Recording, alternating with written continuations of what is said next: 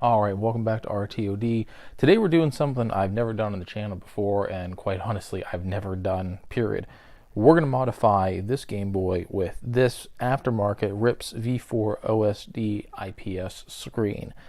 Really unusual for me because I like my equipment original. I like it the way it was out of the factory and I want to keep it. And back in the day, this was great. I didn't know any better. I was young and dumb and I was happy with this. But my 6-year-old is starting to play a lot of my old Pokemon games, which is awesome. But I want to give him a better experience. I want him to be able to play in multiple levels of light and just be able to see the screen comfortably. That's why we're doing this kit. I got this kit from retromodding.com. They also sent this really cool sticker too. We're going to find a really great place to hang this up. Like I said, this is the first time I'm doing it. This is a really easy kit. You actually get a bigger viewing area. So let's get to it. Alright, so the first thing we got to do is we got to open this up and get it all stripped down. The kit, like a lot of these aftermarket IPS LCD screens, they use the original board. We're just going to put in a new control board and obviously a new screen. So you get about half of the original components in there. Always when you open the original Game Boys, open them like this. That way we don't ruin this cable in here. And we'll just slide it out. So I am going to save this board even though it's going to be replaced with this board.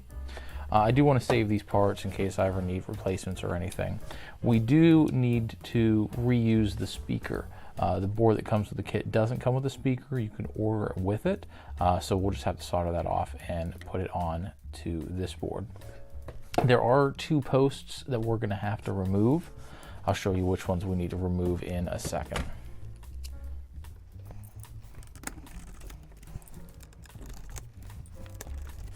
I'm going to reuse all of the original pads. You can get aftermarket ones, but these are actually in pretty good shape. So I don't see any reason to replace these just yet. Alright, so I was wrong. In previous versions of the kit, you had to remove these 2 posts because one, this board doesn't use it at the top. But when you put the support for the screen in, it would actually block those. But now what they did is they put 2 cutouts there.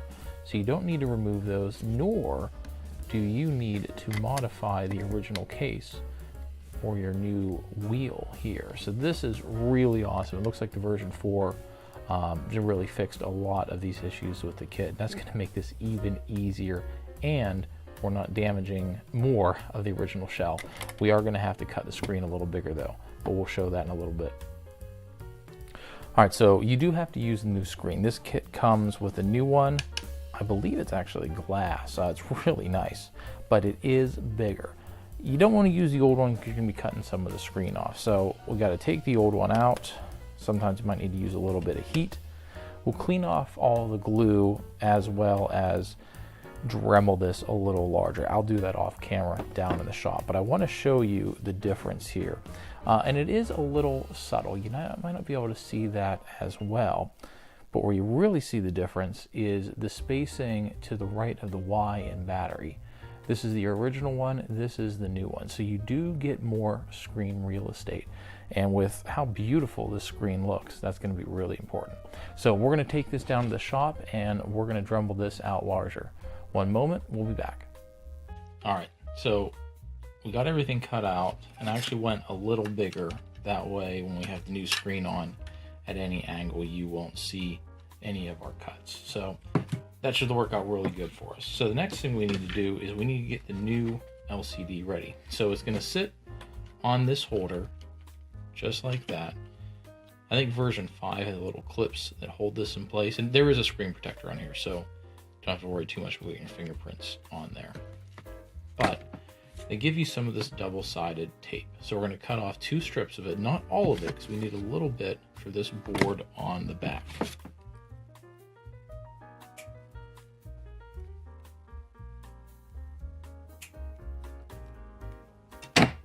And then you're going to place it on there, and that's actually going to adhere to the back of this holder.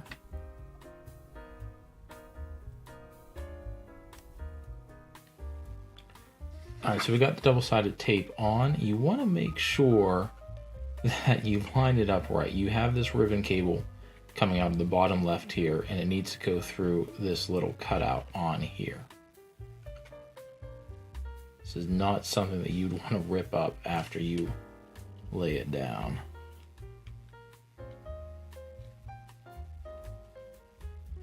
Gentle pressure. And then we're going to get another small strip of double-sided tape and we're going to put on the back of this board. Okay. Before you stick this board down, make sure you connect it to this ribbon cable over here. You want to make sure you have enough room, and again, you don't want to rip this board up once you get the adhesive down. So that ribbon cable's on good. Now we're just going to gently fold it over. Press a little bit, and there we go. Now we have our LCD screen on the holder as well as the board, and we can move on to the next step. All right, so the next thing we have to do is transfer the speaker from the original board over to the new one. You could buy these with speakers on them, or you can just buy another speaker and not have to solder it over, but we're just going to reuse this one because I actually did replace this speaker not too long ago in a previous video.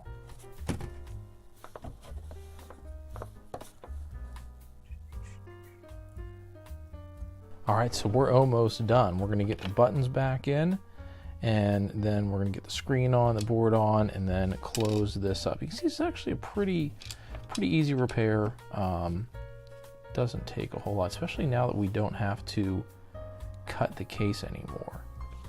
That makes this something that I think anybody with almost any skill level can do. And even if you don't know how to solder, or you don't have the equipment, you can buy it with a screen on already, and then makes it even easier. All right, so moment of truth. We're going to take the peel off, the protective peel off the screen here, and hopefully won't get too much dust on it.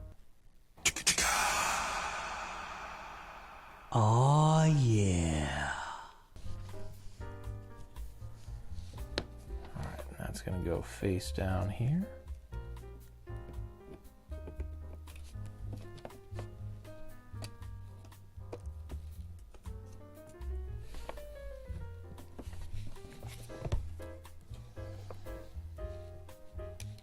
Before we put the board down, we're going to attach this top ribbon cable.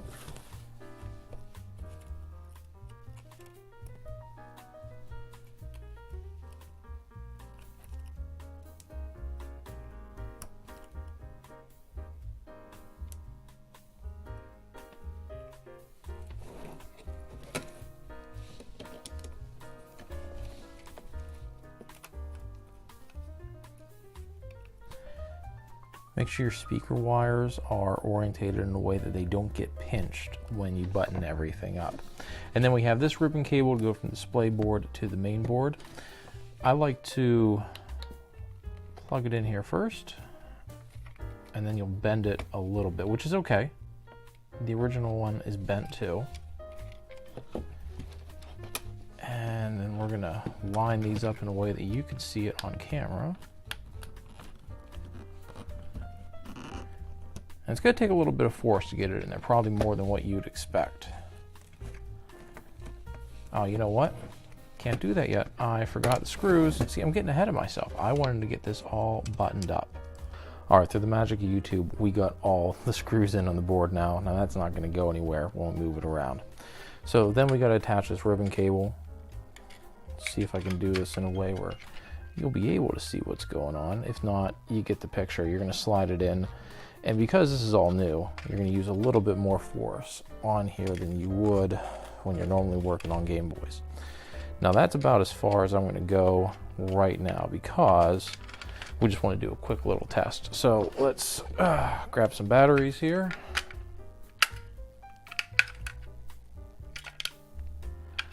And let's grab the first game I got here, Bart versus the Juggernaut.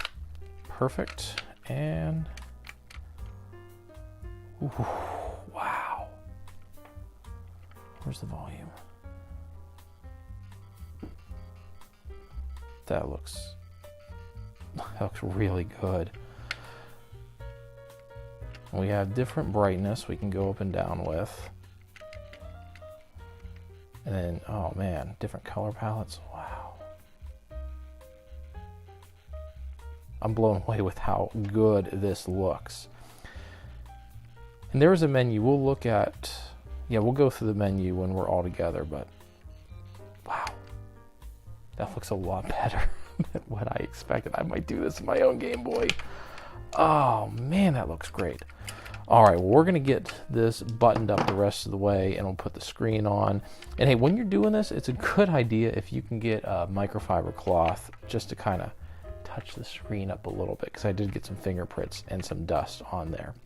All right, so I'm gonna get this finished buttoned up, and then we're gonna look through the menu.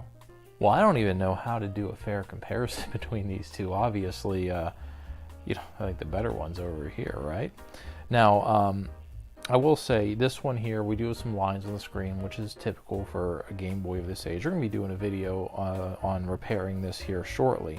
But I just want to show side by side. We got Pokemon Red and Blue running side by side, and I don't think it's even a contest which one you would rather play with.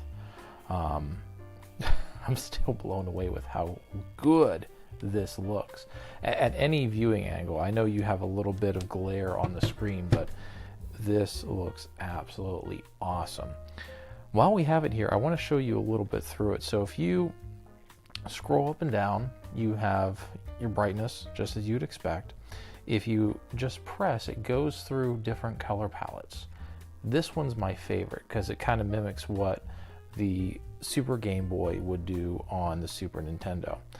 But you can go through here and pick any color you want. I like this one, but if you press and hold this wheel here, then you get your on-screen display.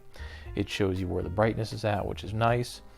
Vertical and horizontal positioning. This is really important because when I put the screen back on originally, there was a gap at the bottom. Like, oh no, I had it all lined up. But you can go in here and let's see if you can see it. You can move the screen up and down, or left and right, and that's really useful because you want to make sure that the whole screen is full, especially for how beautiful this looks.